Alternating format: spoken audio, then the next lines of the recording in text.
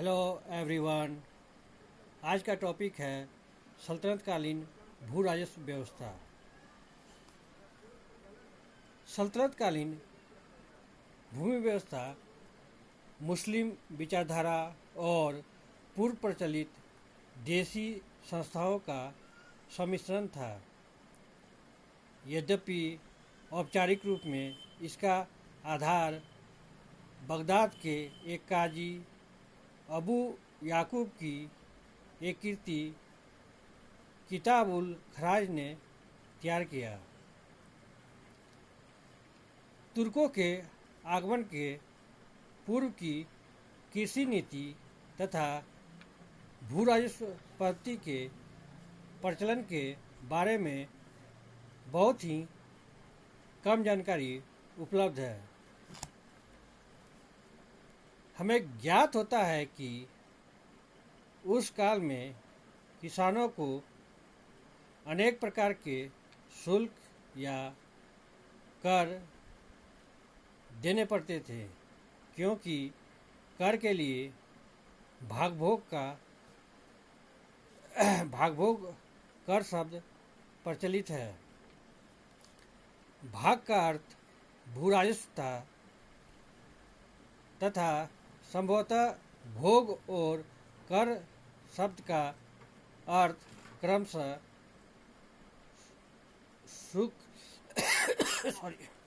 शुल्क एवं अतिरिक्त शुल्क होता था।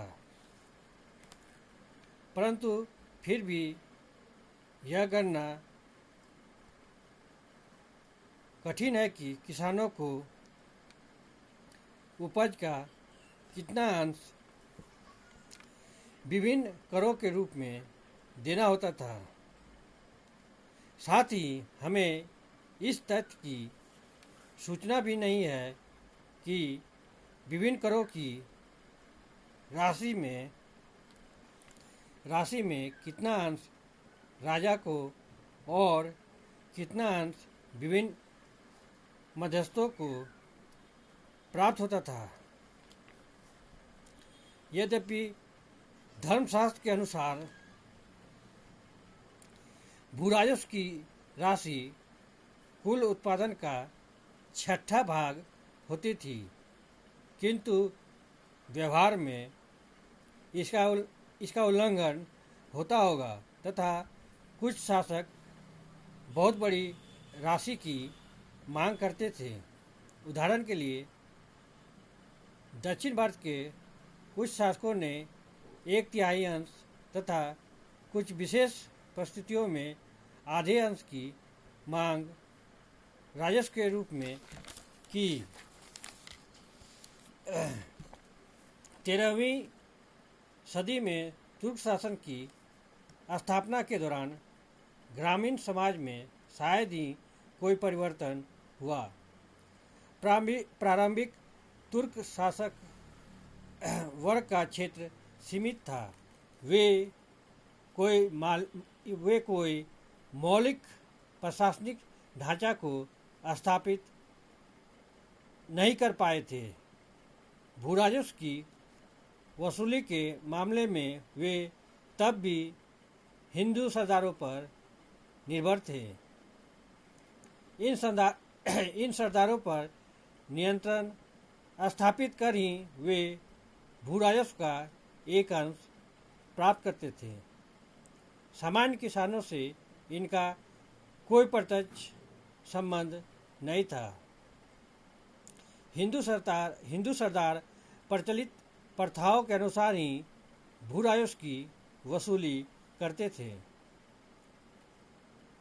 हमें यह ज्ञात नहीं है कि प्रारंभिक तुर्क सुल्तानों ने कितनी राशि किसानों से भू राजस्व के रूप में मांग की। तुर्क शासक वर्ग के सामान्य दृष्टिकोण का ज्ञान हमें वर्णी के लेखन से होता है। यद्यपि उसने लगभग 100 वर्षों के बाद लिखा।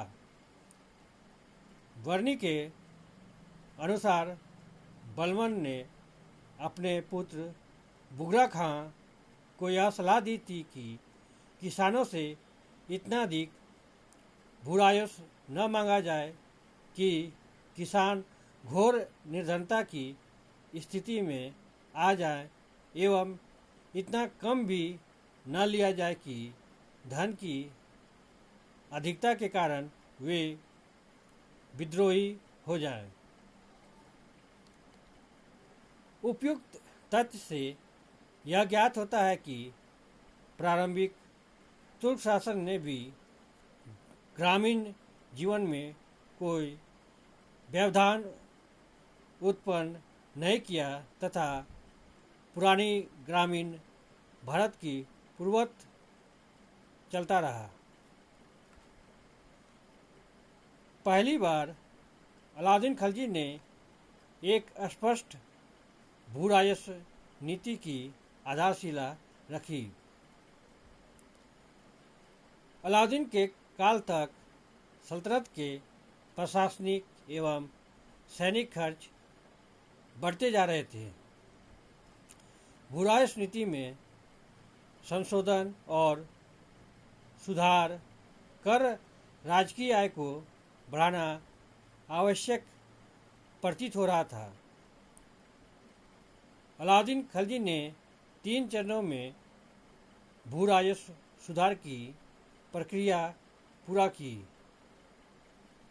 प्रथम चरण में उसने दोआब क्षेत्र में मिल्क, वक्फ और इनाम की भूमि को खालिसा भूमि में तब्दील कर दिया। फिर उसने भूमि की पैमाइश कराई तथा खुद मुकदम और चौधरी जैसे मध्यस्थों की भूमिका को समाप्त कर दिया। बर्नी इन मध्यस्थों की गतिविधियों का लेखा जोखा करता है। इनके विषय में माना जाता था कि ये काफ़ी समृद्ध थे। वे बेशकीमती वस्त्र पहनते थे तथा अरबी घोड़ों पर चलते थे। ये 3 तरह से आर्थिक लाभ प्राप्त करते थे। प्रथम, वे भूराजस्व की वसूली में राज की सेवा के बदले हुकूक ए खोती के रूप में अपना अंश प्राप्त करते थे। दूसरी तरफ ये किसानों से भी किस्मत ए खोती के रूप में उत्पादन का एक अंश प्राप्त करते थे। इतना ही नहीं, वे अपनी निजी भूमि पर राजस्व नहीं देते थे और अपना राजस्व अधिभार भी किसानों के सिर पर ही लाद देते थे। अलाउद्दीन ने हुकूक ए खोती और किस्मत ए खोती को समाप्त कर दिया। साथ ही उसने इन मध्यस्थों की भूमि की पैमाइश कराकर इस पर भूराजस्व का निर्धारण कर दिया। इतना ही नहीं, यद्यपि इन मध्यस्थों को अब राज्य की ओर से कुछ भी प्राप्त नहीं होता था, फिर भी इनसे अपेक्षा की जाती थी कि ये राजस्व अधिकारियों को भू राजस्व प्रबंधन में सहायता प्रदान करें। अलाउद्दीन खिलजी ने भूराजस्व सुधार के क्रम में भूराजस्व की ऊंची दर निर्धारित की। यह कुल उत्पादन का 50% होता था। इसके अतिरिक्त किसानों को घड़ी कर और चराई कर भी देना पड़ता था। यह राशि किसानों के साथ साथ ग्रामीण कुलीनों को भी देनी होती थी। यद्यपि बर्नी ने अलाउद्दीन खिलजी की करारोपण नीति की बड़ी प्रशंसा की है और बताया है कि अलाउद्दीन खिलजी की करारोपण नीति का उद्देश्य था अकाबिया मतलब होता है शक्तिशाली का बोझ जुआफा मतलब कमज़ोर पर न पड़े। उसने इसे गरीब बनाम अमीर की नीति का नाम दिया। किसी आधुनिक विद्वान ने इसे ग्रामीण क्रांति की संज्ञा भी दी है। किंतु एक दृष्टि से अलादीन खिलजी की करारोपण नीति प्रगतिहीन थी, क्योंकि एक समान दर सबों पर लागू की गई थी। यद्यपि कुछ विद्वानों ने अलादीन खिलजी की करारोपण नीति की प्रशंसा इस आधार पर की है कि यद्यपि उसने भूराजस्व की दर 1/3 से बढ़ाकर 1/2 कर दी, फिर भी इससे किसानों को घाटा नहीं हुआ, क्योंकि यह अंश मध्यस्थों का अंश था। दूसरी तरफ अलादीन खिलजी की करारोपण नीति के प्रभाव को नकारात्मक करार देना इसलिए भी उचित नहीं लगता, क्योंकि अलादीन खिलजी से पूर्व किसानों को अपने उत्पादन का कितना अंश भूराजस्व के रूप में देना पड़ता था, इसकी स्पष्ट सूचना हमें प्राप्त नहीं है। चाहे जो भी हो, अलादीन की भूराजस्व नीति साम्राज्य के मुख्य भाग को ही प्रभावित किया, जबकि दूरस्थ क्षेत्रों में प्रचलित व्यवस्था अर्थात बटाई, कनकूत आदि ही चलती रही। अलादीन खिलजी के पश्चात उसकी पद्धति में व्यवधान उपस्थित हुआ। गयासुद्दीन तुगलक ने प्रचलित पद्धति में कुछ संशोधन लाया। उसने खेतों के माप के द्वारा कर निर्धारण को या तो समाप्त कर दिया और नहीं तो बहुत ही सीमित कर दिया। बदले में उसने बटाई तथा 12 हुक्म हासिल मतलब होता है वास्तविक उपज या अवलोकन के आधार पर भूराजस्व का निर्धारण किया।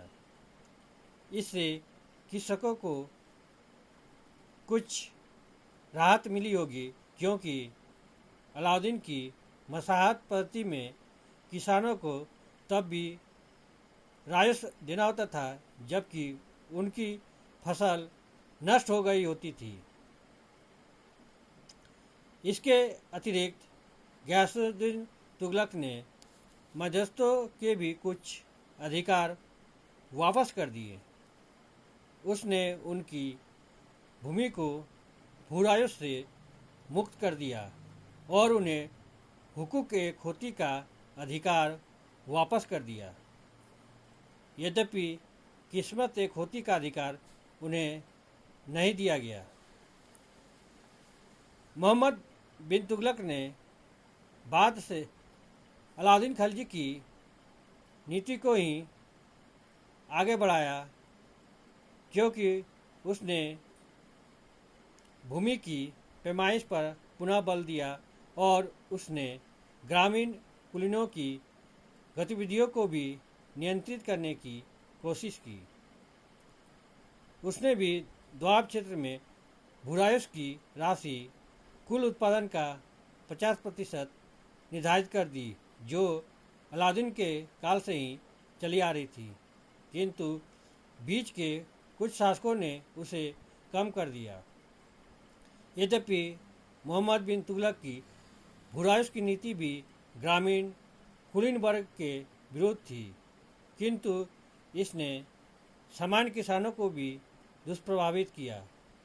इसकी वजह यह थी कि उसने भूराजस्व का निर्धारण वास्तविक उपज के आधार पर न करके अनुमान के आधार पर किया था।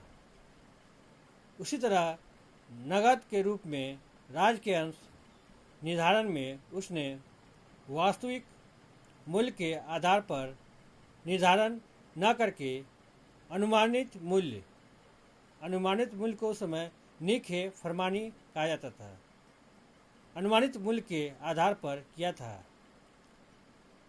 यही वजह है कि मोहम्मद बिन तुगलक के काल में इतने सारे कृषक असंतोष और विद्रोह उठ खड़े हुए थे। फिरोज तुगलक पहला ऐसा सुल्तान था जिसने संपूर्ण साम्राज्य के राजस्व का आकलन कराने की चेष्टा की। उसके एक अधिकारी